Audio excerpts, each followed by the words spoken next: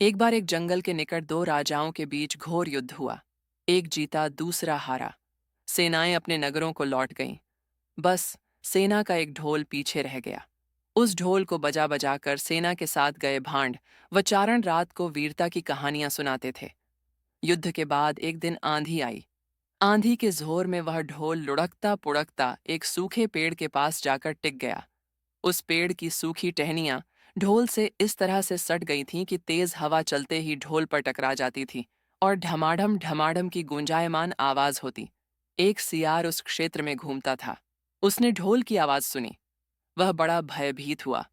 ऐसी अजीब आवाज बोलते पहले उसने किसी जानवर को नहीं सुना था।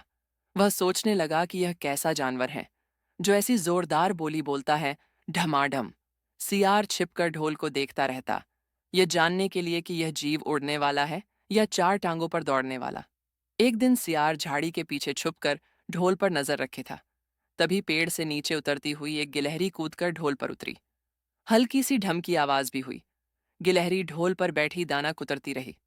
सियार बड़बड़ाया, ओह, तो ये कोई हिंसक जीव नहीं है। मुझे भी डरना नहीं चाहिए। सियार फूंक फूंक कर कदम रखता ढोल के निकट गया। उसे सूंघा।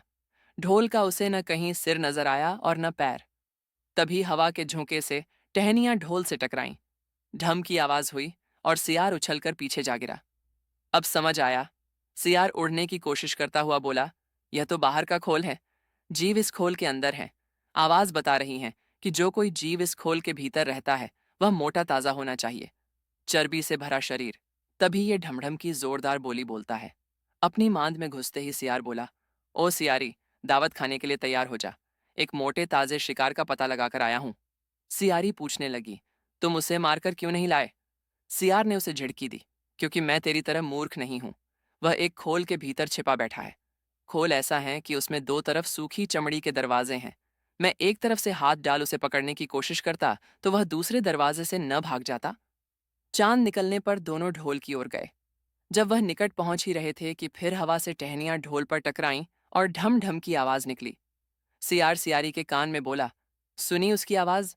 जरा सोच, जिसकी आवाज ऐसी गहरी है वह खुद कितना मोटा ताजा होगा। दोनों ढोल को सीधा कर उसके दोनों ओर बैठे और लगे दांतों से ढोल के दोनों चमड़ी वाले भाग के किनारे फाड़ने। जैसे ही चमड़ियां कटने लगीं, सियार बोला, होशियार रहना। एक साथ हाथ अंदर डाल शिकार को दबोचना है। दोनों ने हूं की आवाज के साथ